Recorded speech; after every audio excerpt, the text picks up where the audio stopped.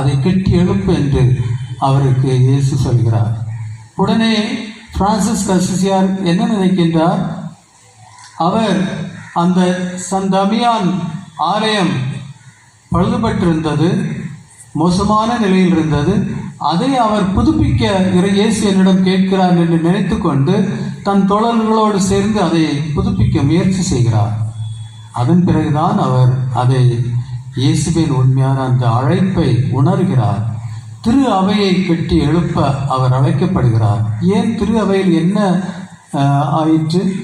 ஏனென்றால் திரு அவையில் உள்ள ஆயர்கள், குருக்கள், கன்னியர்கள், பொதுநிலையினர் உலக ஆசைகளில் ஈடுபட்டு இறைவனை மறந்து வாழ்க்கை நடத்தி கொண்டிருந்த நேரம் அது.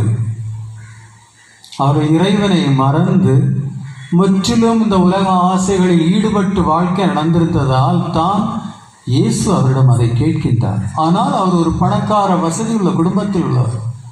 அவர் தன்னுடைய அந்த தந்தை ஒரு துணி வியாபாரி. தந்தையினுடைய அந்த இதையெல்லாம் எடுத்து விற்று ஏழைகளுக்கு உதவி செய்து கொண்டிருந்தார். அப்போது தந்தை அவரிடம் கோபப்பட்டு, நான் எவ்வளவு கஷ்டப்பட்டு இதையெல்லாம் சேமித்து வைத்திருக்கிறேன், நீ அதை அழித்து கொண்டிருக்கிறாய் என்று அவர் வீட்டிலிருந்து வெளியேற்றி விட்டார்.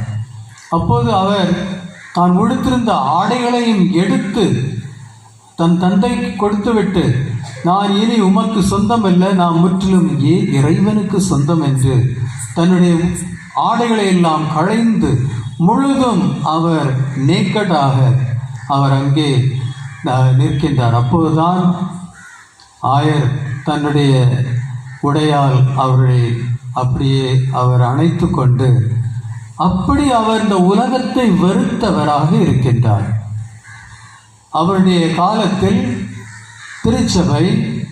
திருச்சபை அதிகாரிகள், திருச்சபையில் மக்கள் உலக ஆசையில் ஈடுபட்டவர்களாக இருந்தார். ஆனால் இங்கே நாம் பார்ப்பது என்ன? அவர் தன்னிடம் இருந்தது எல்லாவற்றையும் துறந்து எல்லாவற்றையும் விட்டுவிட்டு இறைவனை தனக்கு எல்லாமாக அவர் ஏற்றுக்கொள்கிறார்.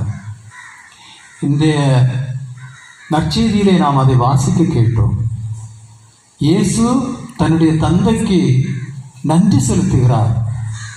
என் தந்தையை நான் உமக்கு நன்றி செலுத்துகிறேன், ஏனென்றால் விண்ணக ரகசியங்களை நீர் ஞானிகள் அவர்களிடமிருந்து மறைத்து கொண்டு இந்த எளியவர்களிடம் அதை வெளிப்படுத்தினீர் என்று இறைவனுக்கு நன்றி செலுத்துகிறார். உண்மையான ஞானம் எது? இறை தந்தையை அறிவது. அதுதான் உண்மையான ஞானம், இறை தந்தையை அறிவது. எனவே இயேசு அந்த ஞானத்தை புனித பிரான்சிஸ் அசிசியாருக்கு கொடுக்கிறார். அவர் இறை தந்தையை அறிந்ததும் அவருக்காக தன் வாழ்க்கையை முற்றிலும் கையளித்து ஒரு வாழ்க்கை வாழ்கின்றார் புனித பிரான்சிஸ் அசிசியார். அவருடைய வாழ்க்கையில் எதெல்லாம் நடந்தது நாம் அதை பார்க்கின்றோம். அவர் வசதியான வீட்டில் பிறந்தவர், பணக்கார குடும்பத்தில் பிறந்தவர், அவருக்கு ஒரு குறையும் இல்லை. அப்படி வாழ்ந்தவர், சொகுசில் வாழ்ந்தவர், இப்போது ஏழ்மையை ஏற்றுக்கொண்டுகிறார். அவர் ஒரு தொழுநோயாளியை சந்திக்கின்றார். அங்கே அவர் அந்த தொழுநோயாளியை பார்த்ததும் அவருடைய மனதில் ஒரு வெறுப்பு வருகிறது. தொழுநோயாளி அந்த வெறுப்பிலிருந்து கடந்து வருவதற்காக தன்னை ஒருத்து கொண்டு அவர் தன்னுடைய விருப்பத்தை எல்லாம் அடக்கி கொண்டு அந்த தொழுநோயாளியை கட்டி பிடித்து முத்தமிடுகிறார். இப்படிதான் அவர் தன் சுயநலத்திலிருந்து வெளியேறி இறைவனுக்கு எல்லாம் என்று தன்னை முற்றிலுமாக கையளித்தவர் தான் புனித பிரான்சிஸ் அசிசியார். அவருக்கு தன்னுடைய அந்த வாழ்க்கை, உலக ஆடம்பர வாழ்க்கையிலிருந்து வெளிவருவது அவ்வளவு எளிதாக இல்லை. ஆனால் அவர் முயற்சி எடுத்து அவர் தனக்கு பிடிக்காத எல்லாவற்றையும் ஏற்றுக்கொண்டு அப்படி ஒரு வாழ்க்கை நடத்தினவர் தான் புனித பிரான்சிஸ் அசிசியார். அதன் பிறகு அவர் தன்னுடைய பிழைப்புக்காக அவர் பிச்சை எடுக்கின்றார். மெண்டிகன்ஸ், பிரான்சிஸ்கன்ஸ் ஆர் நோன் அஸ் மெண்டிகன்ஸ், பிச்சை எடுத்து வாழ்பவர்கள். அவர் பிச்சை எடுத்து தன்னுடைய ஆகாரத்துக்காக பிச்சை எடுக்கின்றார். முற்றிலும் இறைவனிடம் நம்பிக்கை வைத்து இறைவனுக்காக வாழ்கின்றவராக இருக்கின்றார். இந்த உலக பொருட்களை முற்றிலும் அவர் களைந்து விட்டார். ஒரு பிச்சை எடுக்கும் நபராக அவர் மாறுகிறார். ஆனால் இந்த உலக ஆசைகளை எல்லாம் விட்டு, உலக பொருட்களை எல்லாம் விட்டு இறைவனை அவர் கைப்பற்றியதால் அவர் எல்லாவற்றையும் பெற்றவராகவும் இருக்கின்றார். நான் சில நேரங்களில் நம்ம இளைஞர்களை எல்லாம் பார்க்கும்போது காலேஜில், ஸ்கூல்ஸில் நான் அவர்களிடம் இந்த கேள்வியை கேட்பேன். இந்த உலகத்தில் மிகவும் பணக்காரர் யார்? இந்த உலகத்தில் வாழ்ந்த மக்களில் மிகவும் பணக்காரர் யார்? சிலர் அவங்க நிறைய பதில் சொல்லுவாங்க. ஜிந்தல், பிர்லா, டாடா, அதானி, இப்படி நிறைய பதில்களை இப்போ உள்ள கரோட்பத்திகள், கோடீஸ்வரர்கள், அவர்களுடைய பெயர்களை எல்லாம் சொல்வார்கள்.